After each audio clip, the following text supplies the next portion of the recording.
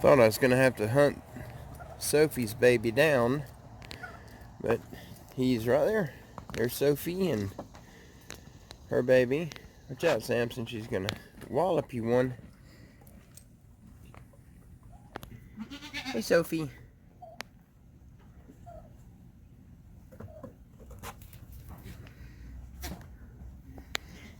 And that little thing is definitely a mama's boy. Which Sophie is. She's an awesome mother. We've got a few that are just so far above normal as far as their caliber of being a mother, and Sophie is one of them. I don't know if you can see his eyes. He's got his daddy's eyes. They're so blue. There it is. Hey, buddy. Hold on, Louie.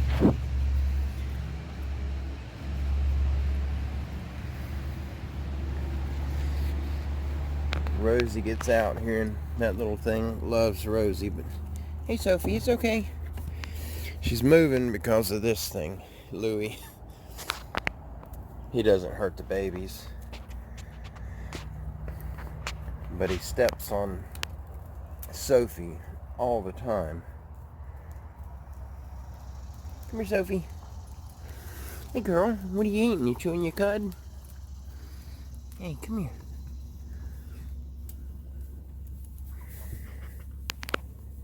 It's hard to show you just how small Sophie is. The top of her back comes up to my knee, and I am not tall. I'm 5'9", and my legs are short. They barely make it to the ground. But she is, Sophie is tiny. And that little baby, he is extremely small. There's Samson. He gets into everything.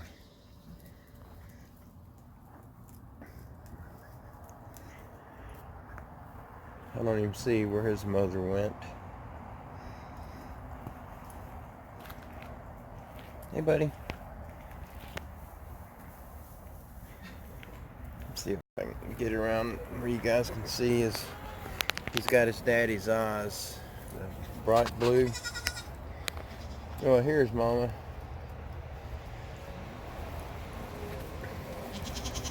Well, there she is. There's Delilah. Samson is huge. Haley's baby this morning, she was the same size he is right now. Let's see if I can show you his eyes. He's got crystal blue eyes. They're almost white.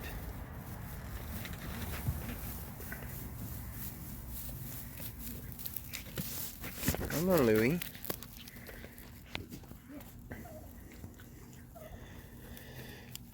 That was a 1,300-pound roll of hay, 5x5.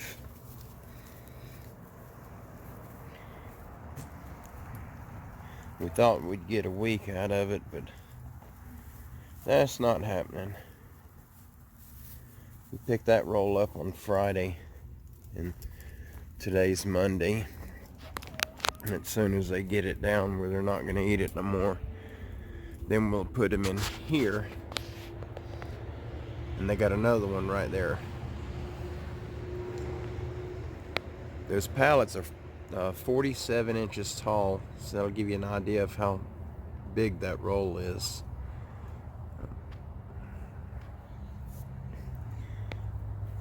Let's see if I can get over here. Yeah, the big rolls we get, we go to the farm,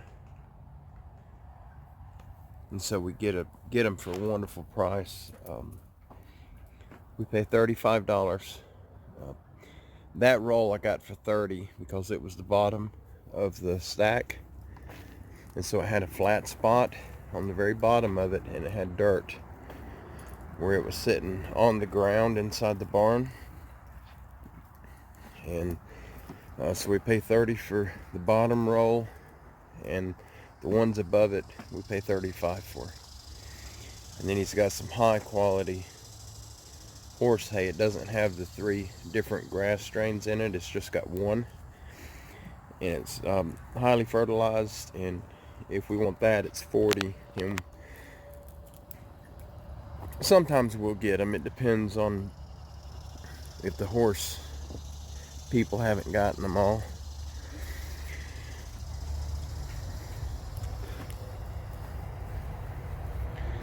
Trying to find where Haley went.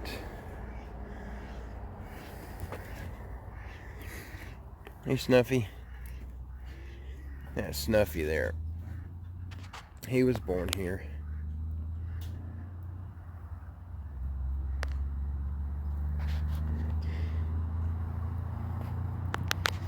That's Jessie. Let's see if I can. Gotta find Haley. We have to keep our eye on her. We're gonna try to relieve her.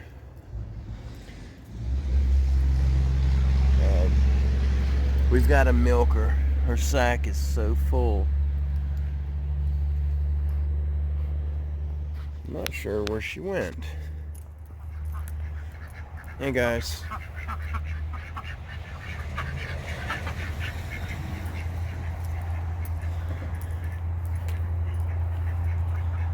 If y'all are wondering why the ducks are in that little makeshift pen, 2 of the turkeys we got, the Osceola turkeys, not these first 2 right here. This is Thomas, and that one is Bach. But this guy, that one and that one right there are the Florida Osceola turkeys, and they're mean. They're aggressive. Where you going, buddy?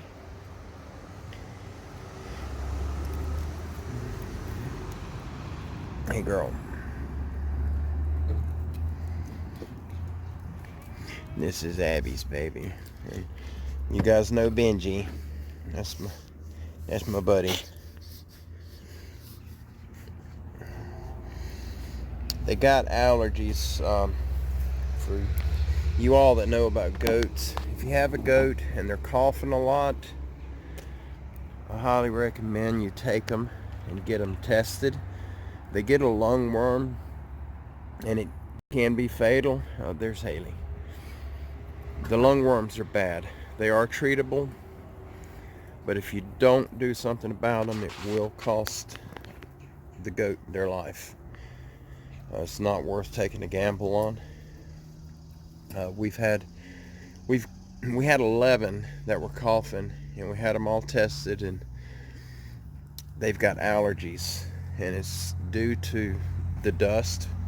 We have no more grass, which excuse me. Back here they've eaten it all,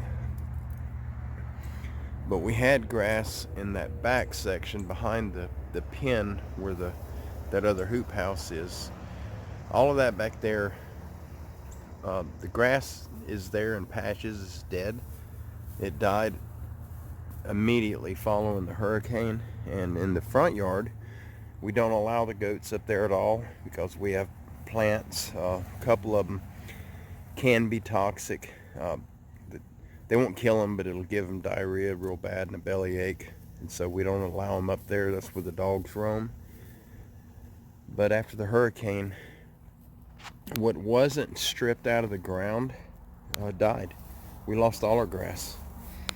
And it was so thick, it was an aggravation because instead of cutting it every 2 weeks, I was having to cut it sometimes twice a week.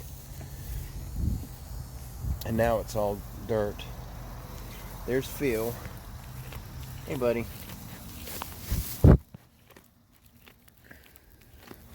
But Phil is an intact male. He is a dominant buck, but he's a big baby. There's Delilah, and that's Abby. And this is Little Bill. He's an old man. This guy right here, he's a little bitty guy, but we've had some beautiful babies from him. And there's Annie, Orphan Annie. She's got, I don't know where her baby is. Frances, she's grown. And the little gray one there with the white stripe, that's Cookie. We bought him. He was fine. He wasn't sick. He was just one that we fell in love with when he was a baby. And we bought him as a female. And we got home and I took him outside and he was peeing from his belly, not his rear. And so we found, we already named him Cookie and it just kind of stuck. This red one, that's Splinter. He's purebred Nubian. This is Malachi. And this is Beanbag. This is the one responsible for breeding all the girls. He got out. He got into this pen when we were gone. Hey, buddy. Beanbag. But he's a good goat. They're all good goats. We love all of them, every one of them. There's not one goat in here anywhere that would headbutt you or hurt you. He's wanting to breed with Annie, and he doesn't care. You can come up here. He's not going to headbutt you. He's not going to hurt you. He's just they're all children. Annie's already bred. That's why we're not concerned with him. He's Fleming over her right now. But she's already bred. She won't allow him to mount her. Guys, I just want to let you see the new babies. I forgot to show them this morning. I apologize for that. But we've got to get ready to go. We're going to feed early today. We've got several appointments and our feeding time is 5 o'clock and we won't be back home till about 7 or 7:30. And I don't like making them wait that long for dinner time. We do timed feedings. If y'all are interested in getting into goats, any livestock really, if you'll do your feedings at set times every day, feed them the same time, then if they ever do escape, if you ever have a fence down or anything and you can't find them, they'll be back at feeding time. They may not make it back into your yard, but they will be back. And we've had a few escapees in the beginning when we were first learning. I've never had goats like this. We had a couple for the keeping fence lines cleared. And my daddy always fed them at a set time. I never understood the concept behind it, but I now know. Hey, Maria. But just a little tip, if you're going to get into them, pick a feeding time that's easy for you to feed and manage. And our normal feeding time was 8 in the morning, 5 in the evening.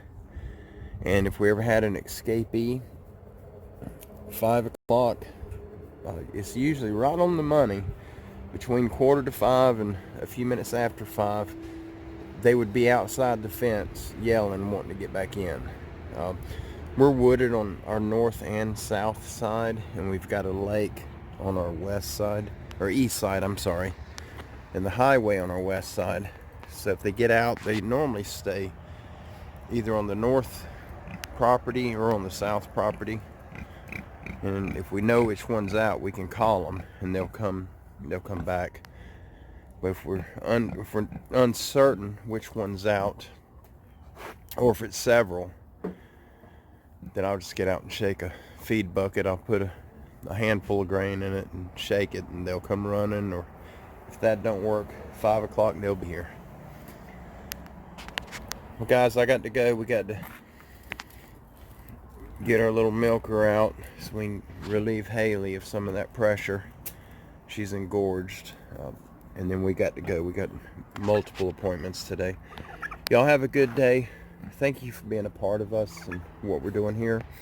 And if you guys If y'all have any recommendations or suggestions for us, anything that would help us out, please comment and share it with us.